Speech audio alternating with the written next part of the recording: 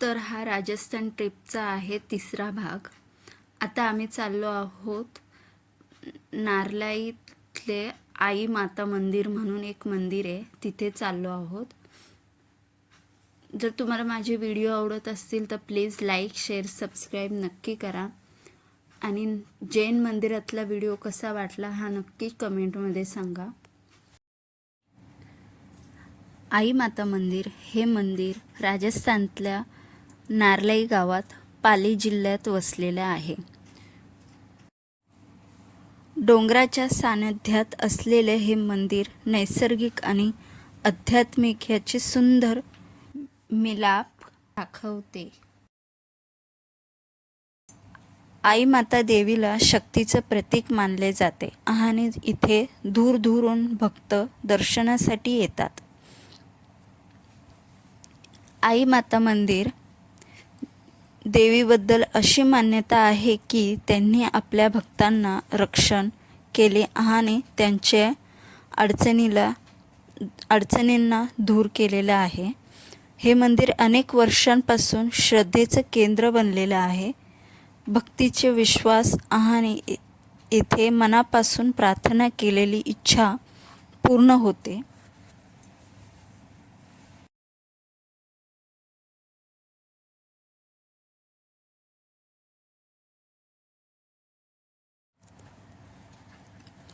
पाहू शकता तुम्ही किती छान असं डिझाइन केलेलं आहे मंदिर।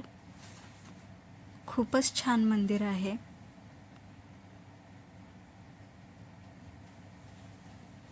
हे आपण इथून मंदिराच्या आतमध्ये जाणार आहोत।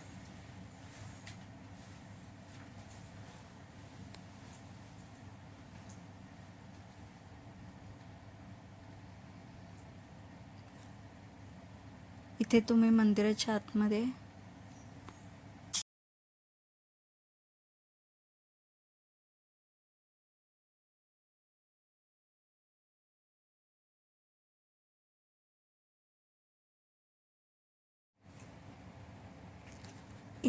पाहू शकता खूपच छान छान असे फोटो लावलेले आहेत।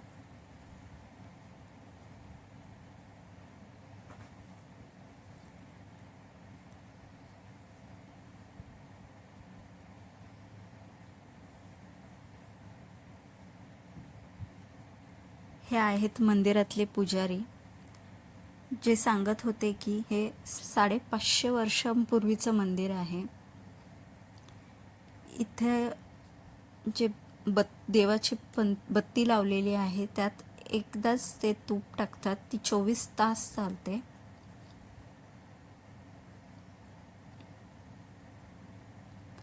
ही देवी 550 वर्षांपूर्वी गायी सोबत आली होती।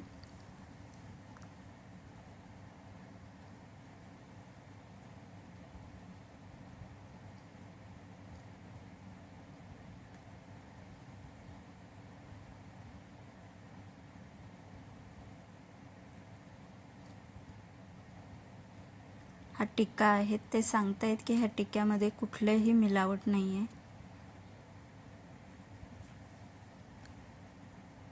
मंदिरातलं वातावरण शांत आणि खूप पवित्र आहे।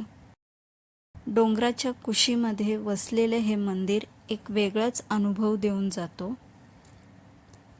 तुम्ही जर इथे भेट देण्याचा विचार करत असाल तर ऑक्टोबर ते मार्च सर्वात उत्तम काळ आहे। सकाळ किंवा संध्याकाळी दर्शन घेण्यासाठी अधिक उत्तम अनुभव आहे। उदयपूर किंवा जोधपूर येथे सहजपणे तुम्हाला नारळीसाठी गाडी भेटून जाईल।